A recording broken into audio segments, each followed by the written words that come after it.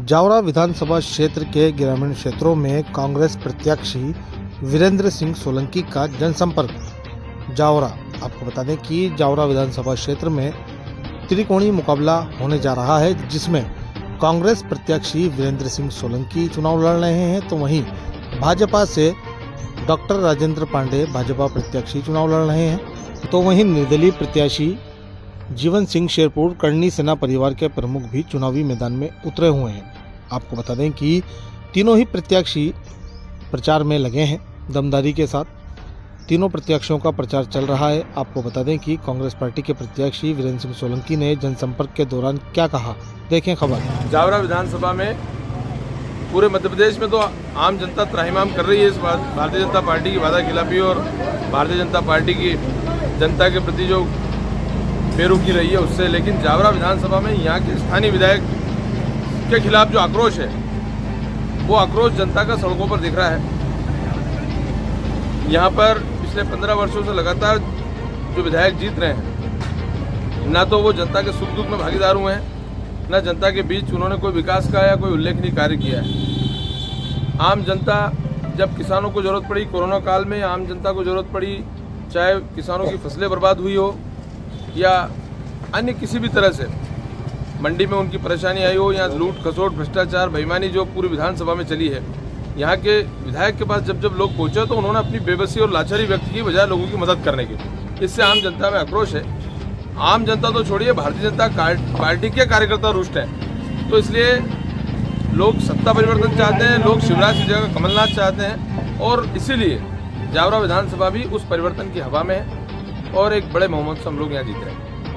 लेकिन हम लोग कांग्रेस पार्टी सदैव इस बात की पक्षधर रही है कि किसानों को उनका फसलों का उचित दाम मिलना चाहिए। भारतीय जनता पार्टी के नेता लगातार ये बात कहते रहे कि हम मोदी और शिवराज जी जब से आए उन्होंने कहा कि हम किसानों को लागत मूल्य का 2 गुना मूल्य दिलवाएंगे। अब देखिए अभी भी ये सोयाबीन की फसल जो अभी बेची गई है, सोयाबीन का दाम जिस समय 9 से 10 हज़ार रुपये क्विंटल बीज खरीदा गया और अभी जब बेचा तो 4 से 5 हज़ार रुपये क्विंटल सोयाबीन बिका। जिस समय फसल आना होती है, मान लो ऑयली फसलें आई तो इन्होंने पहले ऑयल आयात कर लिया, सोयाबीन का दाम गिरा। पार्टी के नेता लगातार ये बात कहते रहे कि हम मोदी और शिवराज जी जब से आए उन्होंने कहा कि हम किसानों को लागत मूल्य का 2 गुना मूल्य दिलवाएंगे।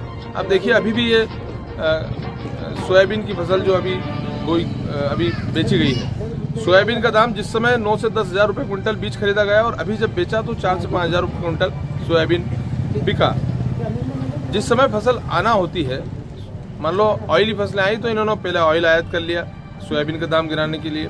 गेहूं जैसे ही मार्केट में आता है तो हर बार ये आयात कर लेते हैं। पॉलिसी के तहत किसानों के फसलों के दाम नहीं बढ़ने दिए जाते हैं और भारतीय जनता पार्टी की पॉलिसी सिर्फ ये जो महंगाई का हल्ला मचाया जाता है, ये सिर्फ फसलों के दाम पे भाजपा करती है। बाकी सारी चीजों के दाम बढ़ रहे हैं, उस पर भाजपा कोई नियंत्रण नहीं करती। पेट्रोल, डीजल, ऑयल, खाद्य सामग्रियां, दैनिक उपयोग में आने वाली हर वस्तु के दाम बढ़ रहे हैं, परंतु भारतीय जनता पार्टी उस पर नियंत्रण का कोई प्रयास नहीं करती। लेकिन किसानों की फसलों के दाम के बाद जब आते हैं तो वहाँ मूल्य नियंत्रण की बात करती। कमलनाथ जी की सरकार बनने पर उन्होंने कहा है कि किसानों की फसलों का न्यूनतम मूल्य जो है वो लागत मूल्य के हिसाब से सोच करके निर्धारित होगा।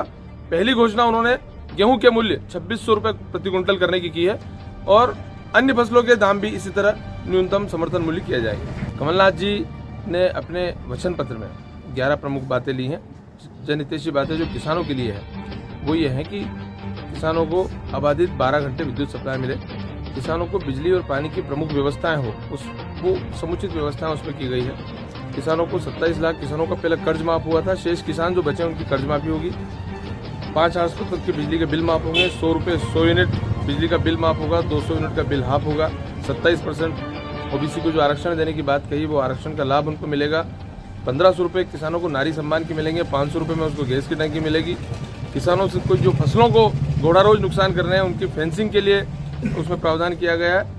अलग अलग वर्गों के लिए, अलग अलग बच्चों के लिए पढ़ो पढ़ाओ योजना है। 500 रुपये से लेकर 1500 रुपये तक बच्चों को प्रति माह पढ़ने के लिए दिए जाएंगे।